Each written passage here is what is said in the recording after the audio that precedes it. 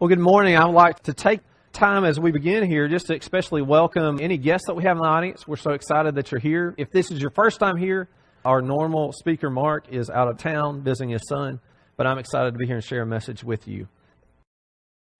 I want to start this morning somewhere weird, so just stick with me, and it'll tie in, promise. I want you to imagine you are taking a walk through a neighborhood that you don't usually go through, and you're walking by this abandoned house. And you hear from the abandoned house sounds that shouldn't be coming from an abandoned house. It sounded like a baby crying. And you just barely hear it as you're walking on the street. And you're curious. And so you walk a little bit closer. And you not only hear a baby crying, you hear, it seems like another baby crying. And then you hear what sounds like a couple of toddlers arguing about something. And you're really curious, because the front of the house is boarded up. And so you go around to the side window and you look through kind of a piece of broken glass and you see in this room a baby without a diaper lying on its back, just kind of kicking and screaming for help. And you see a couple of more about 2-year-olds that are fighting and hitting each other. And there's another baby crawling near broken glass. And that movement of, I've got to do something. And so you start calling out for an adult. You someone there to help them. And you find out no one answers. No one's there. It's just these little kids. And that feeling you would feel, that movement in your gut that you would say, I can't just keep on walking. I've got to stop and do something. And so you're on the phone. You're calling police. You're calling, grandmothers that live down the road that that can come and just hold these babies until somebody gets there. You are moved to do something. And I think that feeling is what I want you to get. That kind of gut, I've got to do something. That feeling is what's communicated in this passage. And I think we miss it because we don't get sheep all that well. Or at least I don't. Maybe some of you have. Anybody have sheep in here? Really? No one has? I figured, in a rural setting, many of you have animals. No one has sheep. That surprises me. But anyway, I don't get sheep that well.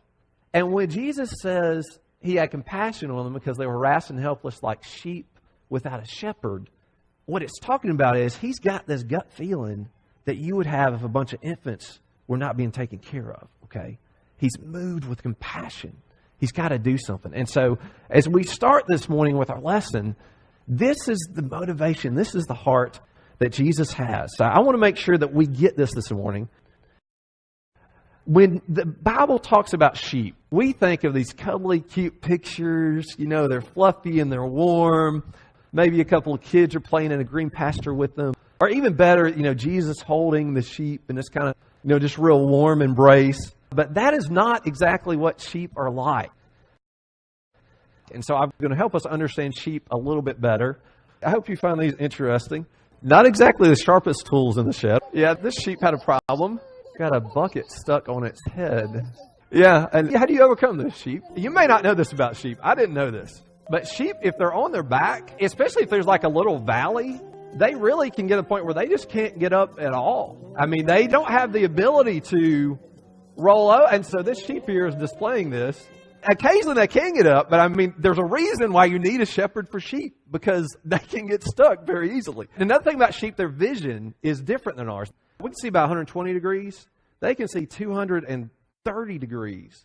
But their depth perception, because their eyes are on the side of their head and they don't cross very much, is very poor, because how we get depth perception is when our eyes cross. That's where we can see the difference in depth. And so they have a problem with running into things, even when there's not a bucket on their head. But you get the idea. Sheep are really not intelligent. And this verse that talks about us sort of changes the meaning when you think about just how stupid sheep are. When the Bible says, okay, we are the sheep of his pasture, this is not exactly a compliment. It's not saying you're a real smart guy. Another one is, we all like sheep have gone astray. Each of us have turned our own way.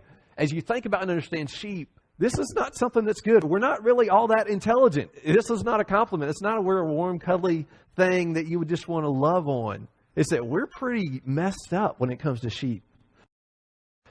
And so we're going to be talking this morning, continuing our series in John, about John chapter 10, the story of the Good Shepherd. We're going to be reading some of this and drawing some applications, but I want to make sure we understand sheep well enough so that we don't miss what Jesus is saying here as we talk about the Good Shepherd. Let's just begin in John chapter 10, beginning in verse 1. Very truly, I tell you, Pharisees, anyone who does not enter the sheep pen by the gate, but climbs in some other way, is a thief or a robber. The one who enters by the gate is the shepherd of the sheep. So in the previous chapter in John, there was a story about this man that was born blind, and Jesus healed him on a Sabbath, which really made a lot of people mad. It made the Pharisees mad, the religious leaders. And so Jesus is going on from that, and he's explaining something about what his purpose is, what his role is in the world. As the Pharisees are calling the question, he's trying to explain, here's something you can learn about me. Here's why I'm here. And so he goes on to say, hey, I am not going around trying to steal sheep from you Pharisees. I'm coming in by the legitimate means in the front door. I'm working in public in the daylight. I'm sharing God's word, and people are being attracted to me. They're coming to me. Going on, the gatekeeper opens the gate for him, and the sheep listen to his voice. He calls his own sheep by name and leads them out. When he has brought all of them out on his own, he goes ahead of them, and the sheep follow him because they know his voice. But they will never follow a stranger. In fact, they will run away because they do not recognize the stranger's voice. I want to make sure, too, we understand the picture that's going on here.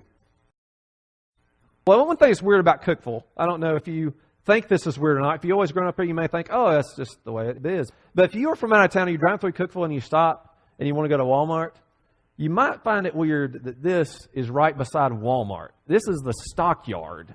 I mean, at certain times, you can be in the Walmart parking lot, and you can have the odor of animals just like reaming in. I don't know of anywhere else that there's a stockyard and a Walmart in that close of proximity. It's very awkward. But as you think about a stockyard, this is kind of what this is talking about when there's a gate. Back in that day, people would come into town and they would lead their flocks in, and if they were going to spend the night in town, they would have this corral area to keep their sheep in. They would keep them together. And it may be that you would actually share the corral with some other shepherd sheep so that they would come and leave their sheep and go rest the night, which seems like would present a kind of interesting problem the next morning, is that how in the world, if you had a bunch of different sheep from shepherds, how would you separate the sheep out? And how would that happen? How they separate out the sheep is by the voice of the shepherd. The passage where Jesus is explaining himself says, hey, my sheep, they follow me because they know and understand my voice. Their ears perk up and their heads turn when I speak because they know my voice. And so as you think about what it is to know Jesus, Jesus is the Good Shepherd, and his sheep know him. They have a level of trust from following him. They have a level of trust from being a part of his flock, from going places with him, from times past that he has provided for them or protected for them. They trust that voice even though they can't see clearly in front of them. They're going to go to that voice because of the level of trust. And so that is the picture that we have here, that Jesus calls out and his sheep follow and his sheep trust.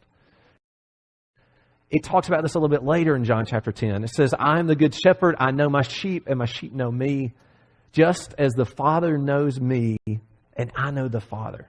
That connection, the relationship between God and Jesus himself is parallel to the connection between his sheep and his followers. And so we see that Jesus really is the Good Shepherd. He doesn't wear that title because someone just gave it to him. He wears it because he lives out that for his sheep. That he is providing, he is leading, he is taking care of them. And then the passage goes on. Therefore I tell you very truly, I am the gate to the sheep. All who come before me are thieves and robbers, and the sheep will not listen to them, but I am the gate. Whoever enters through me will be saved, and they will come in and go out and find pasture. Again, this idea of gates seems somewhat foreign because we don't understand their culture. There's a lot of nights that shepherds, when they were in town, they would stay, they might stay at an inn or at a friend's house.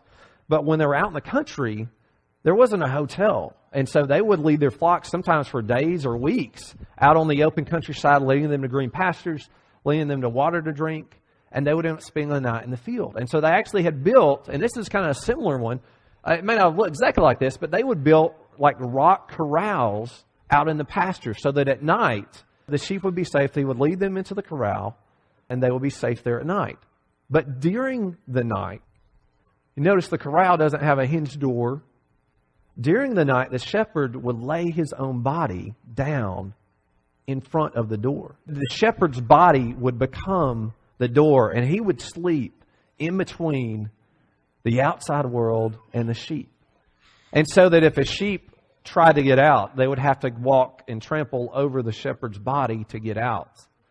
And if a lion or a predator tried to get in, they would have to go over the shepherd's body to get in. So the shepherd would literally become the gate for the sheep, that he would protect them from the outside world. And as Jesus is saying this is the message that he's communicating. For my sheep, I am that gate.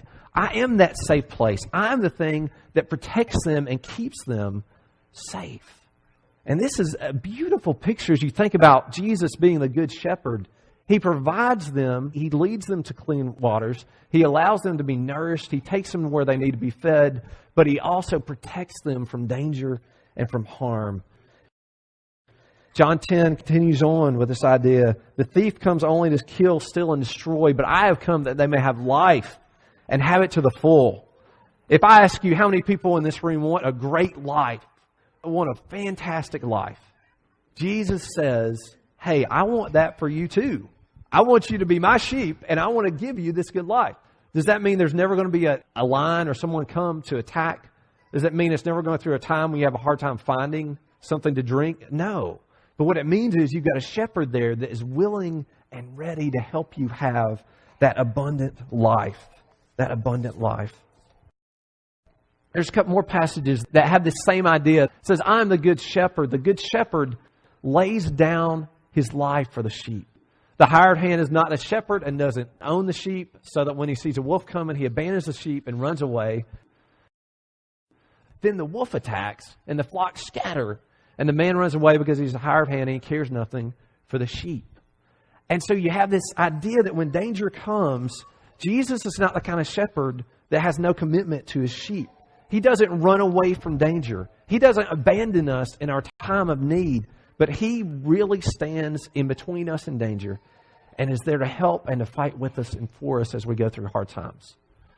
Jesus is the good shepherd. And it's not just that he's there and he's willing to do it. It's that when he signed up to be shepherd, he knew he would have to do it. The passage goes on and describes this idea as it says, the reason my Father loves me is that I lay down my life only to take it up again. No one takes it from me, but I lay it down on my own accord. I have the authority to lay it down and the authority to take it back up. Jesus, when he signed up to be our shepherd, knew what it would cost him. He's not just a shepherd that's willing to sacrifice for his sheep. He's realized from the beginning, I would have to sacrifice for my sheep. And so the idea of his body being trampled on in order to protect the sheep is very clearly paralleled as we think about the cross and what it is that Jesus has done. Jesus wants to be our shepherd. The challenge is a lot of people choose not to be a sheep in his fold.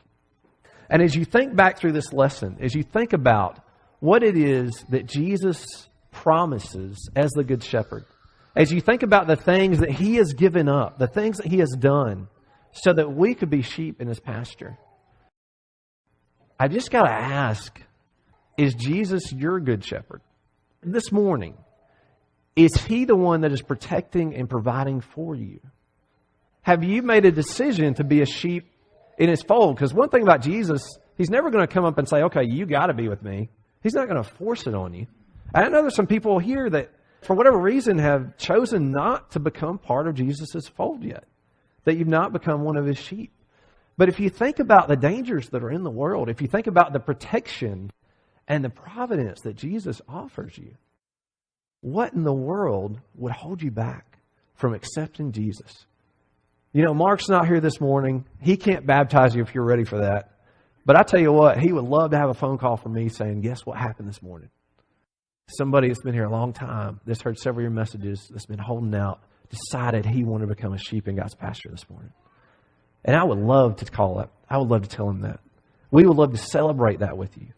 So if you are struggling, if you're here this morning, if you've not yet, for whatever reason, been holding back from committing to Jesus, we need to give you that opportunity this morning, because there's no greater shepherd you can have than Jesus himself. So if you are here and you have any needs this morning, I just want to invite you to come forward as we stand together and sing our invitation song.